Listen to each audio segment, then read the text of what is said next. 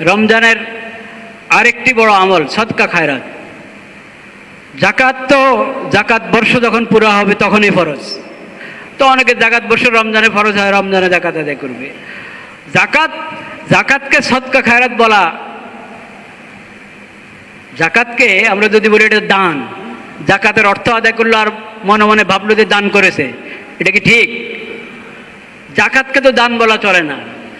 জাকাত তো হলো গরিব মিসকিনের অর্থটা আল্লাহ আপনার হাতে দিয়েছেন, তাদের জন্য এটা পরীক্ষা, আপনার জন্য পরীক্ষা। আপনার জন্য পরীক্ষা, আপনি পৌঁছাচ্ছেন কিনা তাদের কাছে। তাদের জন্য পরীক্ষা যে এই অভাবনটের মধ্যে তারা আল্লাহকে স্মরণ রাখে কিনা, আল্লাহর শুকর আদায় করে কিনা, সবর করে কিনা। বড় পরীক্ষা আপনার জন্য। আপনার হাতে তাদের রিজিক আল্লাহ দিয়ে রেখেছেন, আপনি তাদের রিজিক পোষানোর ফিকির করেন না, চেষ্টা করেন না। তারা কাছে আসলেও বিরক্তি বোধ করেন। কত বড় কবিরা গুনাহ এটা। অনেকে জাকাতের অর্থ কাউকে দিয়ে দায়িত্ব দেয়, জাকাতের অর্থ বিভিন্ন জায়গায় পৌঁছানোর, মনে করে যে এই লোককে যার হাতে দায়িত্ব দিল তাকে মনে করে যে তাকে দান করেছে। বিভিন্ন মাদ্রাসাতে গোরাবা ফান্ড থাকে, ওই গরিবদের হাতে জাকাত পৌঁছানোর জন্য মাদ্রাসার পক্ষ থেকে কেউ আসে ধনাঢ্য ব্যক্তির কাছে। ও বেচারা মনে করে যে আমি মাদ্রাসার পরিচালকের হাতে যে দিলাম, এটা ওনার উপরে ইহসান করলাম, বই মাদ্রাসার উপরে ইহসান করলাম। এই ধারণা ঠিক?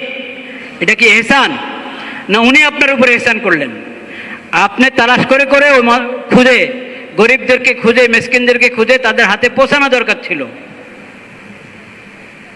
এইখানে অনেক গরিবের একজন প্রতিনিধি পেয়ে গেছেন, তার মাধ্যমে আপনি পৌঁছায় দিলেন। আপনি তো ওনার শুকরিয়া আদায় করা দরকার,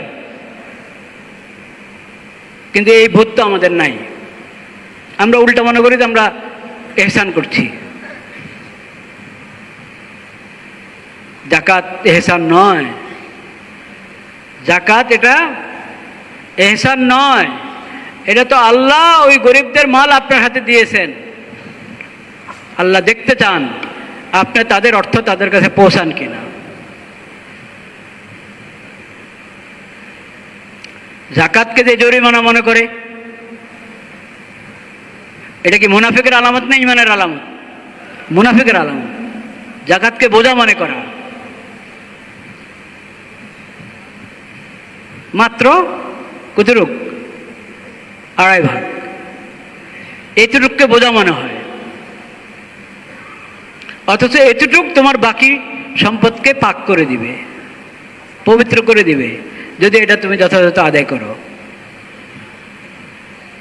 তো ওটা তো ফরজ। আমি যেটা বললাম সেটা হলো রমজান মাস সদকা খায়রাত যত বেশি করা যায়। এটা কোরআনের মাস এবং সদকা খায়রাতের মাস। আল্লাহর রাস্তায় হালাল অর্থ থেকে যত খরচ করতে পারি, কিন্তু এর আগে হলো যাদের হক আমি নষ্ট করেছি তাদের হক আদায় করা। এই রমজানে এটার প্রতিজ্ঞাবদ্ধ হই, যাদের হক আমার কাঁধে আছে, হক আদায় করা হয় না, হক আদায় করতে হবে।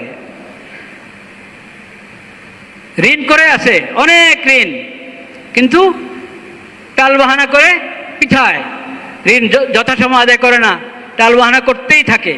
এটা বহুত বড় জুলুম, বহুত বড় জুলুম। ঋণ আদায় করে দেওয়া, মিরাসের হক আদায় করে দেওয়া, যার কোনো হক নষ্ট হয়েছে তার হক তাকে পৌঁছায় দেওয়া। এই ওয়াদা আল্লাহর কাছে এই রমজান মাসে খাঁটি দিলে তওবা করে এই কাজগুলো আমরা করার চেষ্টা করি। এরপরে নফল সদকা করার যা করতে পারি। রমজানে নবী করিম সাল্লাল্লাহু আলাইহি সাল্লাম, নবী করিম সাল্লাল্লাহু আলাইহি সাল্লামের চেয়ে বড় দানশীল, নবী করিম সাল্লাল্লাহু আলাইহি সাল্লামের বদান্যতার সামনে দুনিয়ার কোনো কারো দানশীলতা চলে না। কিন্তু তার রমজান মাসে আরো অনেক গুণ বেড়ে যেত। নবী করিম সাল্লাল্লাহু আলাইহি সাল্লামের বদান্যতা এবং সাখাওয়াত, দান, এবং নবী করিম সাল্লাল্লাহু আলাইহি সাল্লামের দান সব ধরনের ছিল। এলেমের লাইনে, আমলের লাইনে, ইমানের লাইনে, আর অর্থ সম্পদের লাইনে। নবী করিম সাল্লাল্লাহু আলাইহি সাল্লামের উম্মত হিসাবে আমাদের রমজান নবী করিম সাল্লাল্লাহু আলাইহি সাল্লামের রমজানের সঙ্গে মিল থাকা দরকার। নবী করিম সাল্লাল্লাহু আলাইহি সাল্লাম কি কি আমলের বেশি গুরুত্ব দিতেন রমজানে, আমরা সেই আমলগুলোর গুরুত্ব দেওয়ার চেষ্টা করি।